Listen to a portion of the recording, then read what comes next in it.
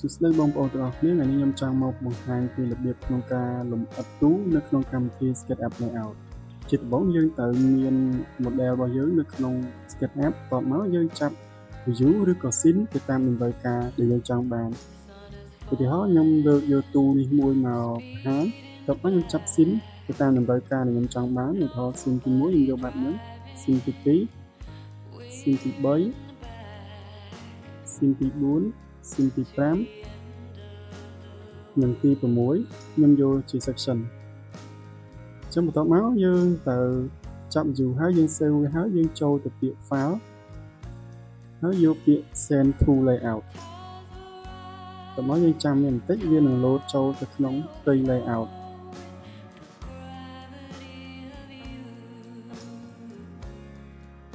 ចឹងវាចេញផ្ទៃបែបនេះខ្ញុំ select យក PSD landscape នេះចុះអញ្ចឹងយើងអាចយកទៅតាមតម្រូវការរបស់យើងបានឧទាហរណ៍ខ្ញុំយកអានេះមកបង្ហាញខ្ញុំ select លើក្រដាសហ្នឹងមកវានឹង load ផ្ទៃបែបនេះមកអញ្ចឹងនៅពេលដែលចូលមកភ្លាមគឺខ្ញុំឃើញកាឡានៅផ្ទៃខាងក្រោយអញ្ចឹងខ្ញុំមិនចង់បានវាទេខ្ញុំចង់បិទវាខ្ញុំត្រូវចូលពាក្យ view តបមកយកពាក្យ hide grid អញ្ចឹងកាឡាហ្នឹងគឺវានឹងបាត់ហើយតមកទៀតខ្ញុំចង់បានផ្ទៃស៊ុំជុំវិញអញ្ចឹងខ្ញុំចុចអក្សរ O shortcut full rectangle តបមកខ្ញុំคลิกចំណុច1មកដល់ចំណុច1តមកវាបានផ្ទៃ object របស់យើងអញ្ចឹងខ្ញុំចុច space ដើម្បីផ្ដាច់ tool យើង select នៅលើ rectangle យើងបានគូនឹងហើយយើងចូលទៅផ្ទៃខាងស្ដាំនេះតមកយកពាក្យ shape style នេះតមកយើងបាក់ fill នេះចេញទៅគឺវានឹងបាត់ផ្ទៃពណ៌សហើយចំណុចនេះ line នេះវាតូចពេកអញ្ចឹងខ្ញុំចង់បានវាធំជាងនេះបន្តិចចឹងមកយើងចង់ដូរវាខ្លះយើង select នៅលើ rectangle នេះហើយយើងចូលមកកាយឲ្យ stroke នេះយើងដាក់វាពីដាស់វាតាំងទៅឧទាហរណ៍ខ្ញុំយក4ហើយជុំវាក្រាស់ហើយមកល្មមតាមដែលយើងចង់បានអញ្ចឹងចូលដល់ការងារយើង select លើ object របស់យើង right click row ពាក្យ scale select លើពាក្យ scale ហើយ auto row scale ដែលយើងចង់បានឧទាហរណ៍ខ្ញុំយក scale មួយលើ25ចុះ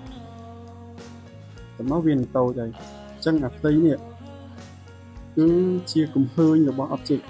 អញ្ចឹងដោយសារវាធំជាង object របស់យើងពេកអញ្ចឹងអាចព្រមវាតូចបន្តិចមកសមល្មមធំជាង object របស់យើងបន្តិចហ្នឹងចឹងមកយើងព្រមតូចគឺវានឹងបាត់ object របស់យើងអញ្ចឹងពេលវាធំបន្តិចមកអាចមើលឃើញ object របស់យើងដូចខ្ញុំយកប៉ុណ្ណឹងចាស់តមកទៀតផ្ទៃ line របស់យើងអត់សូវស្អាតទេអញ្ចឹងយើង select នៅលើ object នឹងហើយយើងចូលទៅក្នុងពាក្យ SketchUp model តមកកន្លែងនេះខ្ញុំដូរយកកម្រាស់វាឲ្យយើងស្ដើងបន្តិចកុំឲ្យវាកាសពេកខ្ញុំយក 0.10 តមកទៀតខ្ញុំ right click នៅលើ object នឹងហើយតមកយកពាក្យ random mode ហើយវាមាន3វាមាន vector raster និង hybrid អញ្ចឹងខ្ញុំយក hybrid តមកទៀតខ្ញុំចង់បាន view ផ្សេងដើម្បីបាន view ផ្សេងយើងត្រូវ copy object នឹងសិនដើម្បី copy object នឹងបានយើង select លើ object នឹងហើយតមកយើងចុចពាក្យ control ហើយសង្កត់ mouse នឹងទៅខាងឆ្វេងបើយើងចង់វាបើយើងចង់បានវាឲ្យត្រង់គឺយើងបូក shift មួយទៀតគឺវានឹងត្រង់ហើយតមកទៀតខ្ញុំ move នេះចេញបន្តិចហើយកន្លែងនេះខ្ញុំចង់ដូរ scene អញ្ចឹងខ្ញុំត្រូវចុចពាក្យ right click យកពាក្យ scene ហើយខ្ញុំចូល scene ទី1ដោយសារកន្លែងនេះខ្ញុំចង់បានវាទៅជា scene ទី1តមកវាធំពេកអញ្ចឹងខ្ញុំត្រូវដូរ scale របស់វា right click នៅលើវាហើយយក scale មួយលើ30ចុះតែវាតូចពេកពេលដែលដូរ scale វាដំបូងអញ្ចឹងវា load ទៅ scale 60អញ្ចឹងដូរមក30វិញអញ្ចឹងវាសមល្មមហើយខ្ញុំព្រមវាតូចបន្តិចខ្ញុំដាក់វាមកទៀនទៅមកទៀតខ្ញុំចង់បាន scene មួយទៀតអញ្ចឹងយើងត្រូវ copy វាមួយទៀត copy វាដោយ select លើវាហើយយើងចុច control បូក shift ដើម្បីវាបានត្រង់អញ្ចឹងឥឡូវនេះខ្ញុំចង់បាន scene ថ្មីទៀតអញ្ចឹងយើងត្រូវ right click យកពាក្យ scene យក scene ទី2 ចឹងវានឹងលោតស៊ីនទី2មកហើយអញ្ចឹងយើងទៅរៀបចំវាឲ្យដោយទុកផ្ទៃដើម្បីងាយស្រួលក្នុងការចាប់ dimension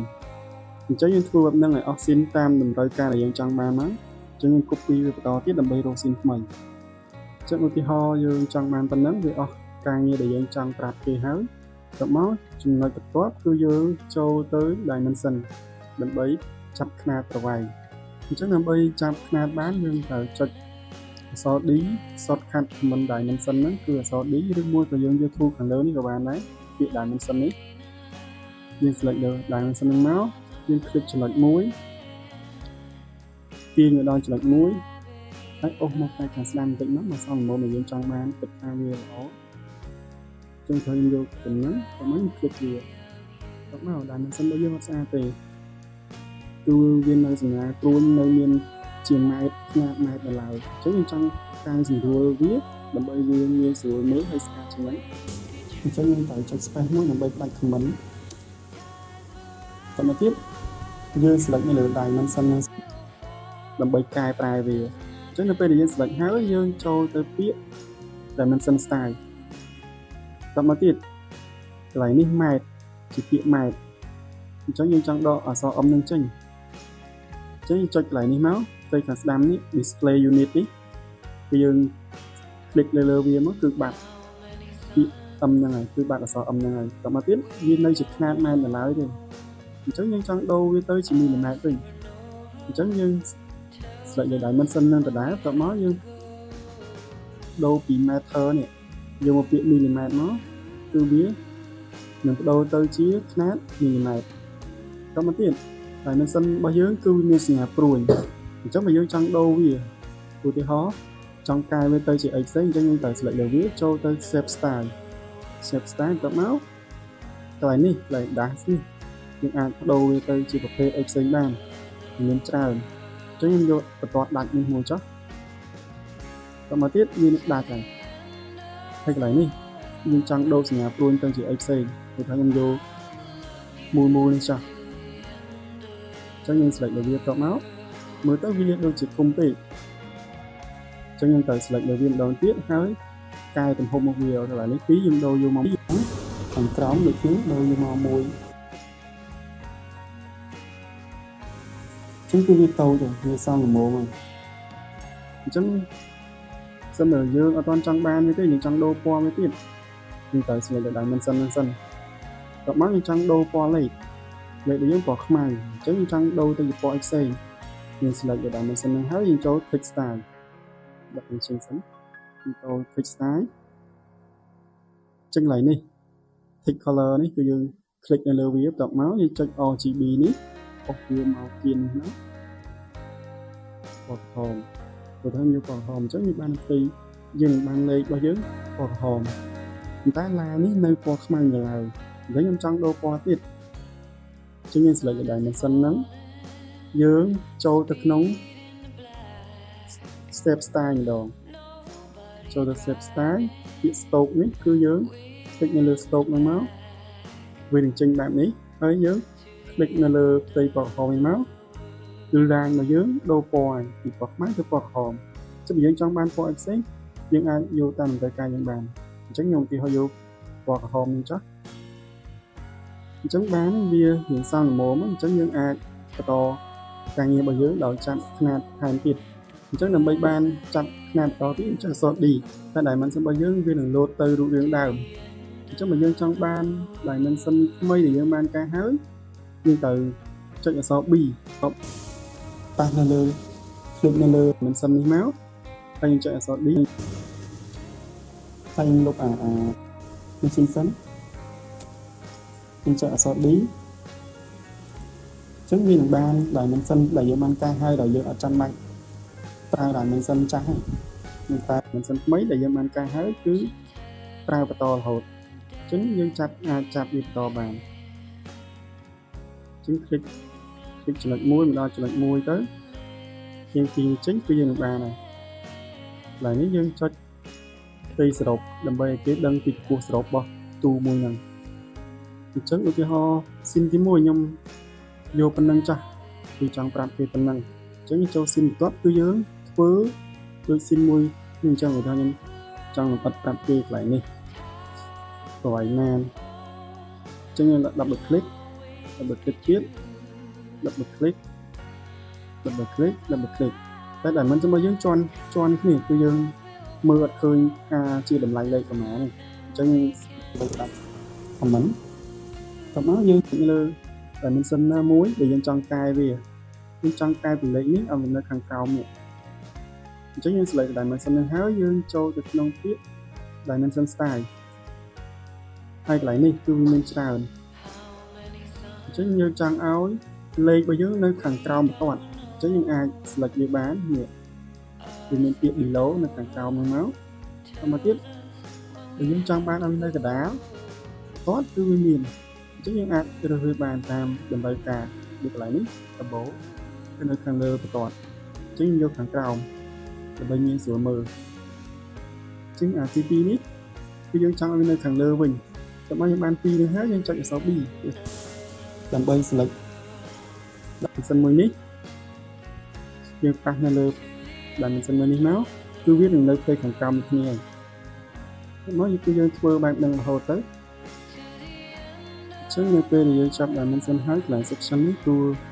rectangle ទៅតាមជ្រុងនីមួយៗអញ្ចឹងយើងត្រូវចូលទៅពាក្យ shape style តមក fill នេះគឺយើង select លើ color នឹងហើយដូរពណ៌យើងចង់បានពណ៌លឿងបន្តិចចុះយើងចង់បានពណ៌ហ្នឹងតមកហើយនេះផ្ទៃវាពណ៌ហ្នឹងពេកអត់មានហាច់អញ្ចឹងត្រូវដាក់ pattern នេះវាអញ្ចឹងចង់បាន pattern យើងចូលពាក្យ pattern fill នេះទៅយើងយកពាក្យ material symbol តមកវាចេញហើយចេញមានច្រើនអញ្ចឹងយើងចង់បានមួយណាតាមតម្រូវការដែលយើងចង់បានឧទាហរណ៍ខ្ញុំយកមួយនេះចាស់តោះវាធំពេកអញ្ចឹងយើងអាចដូរ scale របស់វាបានអាចយក 0.2 អញ្ចឹងកន្លែងនេះវាបន្តជាមួយឧទាហរណ៍ខ្ញុំចង់បានប៉ុណ្ណឹងចាស់អញ្ចឹងខ្ញុំចង់គូទៅលើផ្ទៃផ្សេងទៀតអញ្ចឹងខ្ញុំត្រូវចុច comment អក្សរ B ដើម្បីចម្លងអក្សរ B click នៅលើ rectangle មួយហ្នឹងតមកចុចចាប់ដើមគូទៅលើផ្ទៃដែលយើងចង់គូហើយយើងគូទៅលើផ្សេងទៀតដែលយើងចង់បានតែកន្លែងនេះយើងអាចគូ rectangle បានទេគឺយើងត្រូវគូ line comment line ចុចអក្សរ E អញ្ចឹងយើងគូវាទៅតាមរូបរាងរបស់វាអូខេអញ្ចឹងមើលទៅគឺវារៀងស្អាតជាងមុនអញ្ចឹងនេះយើងបានគូផ្ទៃនឹងបន្ថែមហើយអញ្ចឹងកន្លែងនេះបើសិនបើយើងគូផ្ទៃនឹងហើយបានចាប់ dimension គឺវាអត់ត្រូវទេអញ្ចឹងឧទាហរណ៍កន្លែងនេះយើងចុចអក្សរនេះខ្ញុំឃើញចំណុចនេះមួយគឺ dimension គឺវាអត់ល្អទេគឺវាខុសអញ្ចឹងមុននឹងយើងគូហាត់ពីលើវាគឺយើងត្រូវចាប់ dimension ជាមុនសិនអញ្ចឹងនៅមានកន្លែងមួយទៀតដែលយើងចង់ពង្រីកវាឲ្យធំដើម្បីប្រាប់គេគឺជាកន្លែងនេះតូចពេកយើងចាប់ dimension ទៅវាចង្អៀតអញ្ចឹងយើងត្រូវព្រីកវាធំអញ្ចឹងយើងត្រូវ copy object ហ្នឹងអញ្ចឹងខ្ញុំឧទាហរណ៍ថាខ្ញុំចង់លម្អិតប្រាប់គេនៅកន្លែងនេះអញ្ចឹងខ្ញុំត្រូវព្រីកវាធំខ្ញុំយកពាក្យ scale ដូរវា scale ឲ្យតូចទៅដើម្បីបាន object នេះធំឧទាហរណ៍ខ្ញុំយក scale 1:10អញ្ចឹង object នេះវានឹងរីកធំហើយអញ្ចឹងព្រមវាមកដើម្បីរកអញ្ចឹងខ្ញុំឧទាហរណ៍ប៉ុណ្ណឹងតបមកផ្ទៃរបស់យើង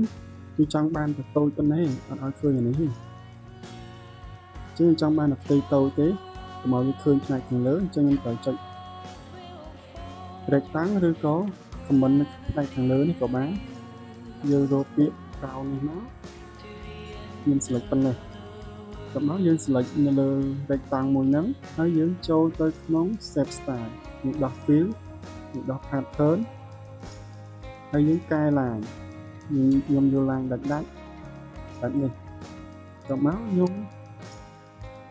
Ctrl C ហើយ Ctrl V ហាស់វាមកវិញដើម្បីបានឡើង2ជាន់តមកយើង select លើឡើងនឹងមួយហើយយើងបូក shift ដើម្បី select object របស់យើងមួយទៀតនៅពេលដែលយើង select បាន2នឹងហើយយើងយកពាក្យយើង select right click យើងយកពាក្យ Great Clipping Mask តមកគឺវានឹងបានផ្ទៃតាមរូបរាងគឺតាមយើងតមកចាំយើងចុច Dimension លម្អិតវាបន្តទៀតឧទាហរណ៍ខ្ញុំចាប់ប្រវែងនេះម្ដងនេះឥឡូវយើងឧទាហរណ៍ប៉ុណ្ណឹងតែខ្ញុំចង់បានប៉ុណ្ណឹងអញ្ចឹងចំណុចបន្ទាប់គឺយើងចូលទៅដាក់ឈ្មោះឲ្យវាអញ្ចឹងដើម្បីចូលដាក់ឈ្មោះមកវាយើងចូលទៅ Step Box យើងចូលទៅ Step Box នេះមកនៅក្នុងនេះមានច្រើនអញ្ចឹងខ្ញុំយក TE symbol នេះខ្ញុំយក tracking symbol ខ្ញុំ select នៅលើនេះហើយបោះវាចេញក្រៅ click នៅលើទីតាំងនេះតមកទៀតយើងចូលទៅកែវាចូលទៅកែអក្សរគឺទៅជាអក្សរខ្មែរចុះអញ្ចឹងយើង click ចូលទៅក្នុងក្រុមនឹងរហូតឲ្យដល់អក្សរហ្នឹងគាត់មកយើងចូលទៅ click style យើងកែ font អក្សរខ្មែរគូលេននេះចុះហើយបើយើងធ្វើយ៉ាងសញ្ញាពូនពណ៌ក្រហមនេះអាហ្នឹងអត់បញ្ហាទេអាហ្នឹងយើងអាចទុកវានៅនឹងមកចប់មកនៅពេលដែលយើងធ្វើកិច្ចការងារនៅខាងអស់យើងត្រូវ save វាទៅជា PDF ឬក៏ជារូបភាពអញ្ចឹងយើង save វាទៅជា PDF ខ្ញុំចូល file ចូល export ហើយយកពាក្យ PDF អញ្ចឹងយើងដាក់នៅទីតាំងណាដែលយើងចង់ដាក់មកយើងដាក់នៅលើ desktop ដាក់ SketchUp layout តបមកឡើយនេះយើងបង្កែទៅយើង export នោះ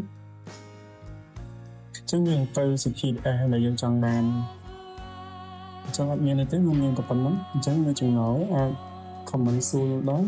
ខ្ញុំនឹងឆ្លើយតាមអ្វីដែលខ្ញុំអាចឆ្លើយបាន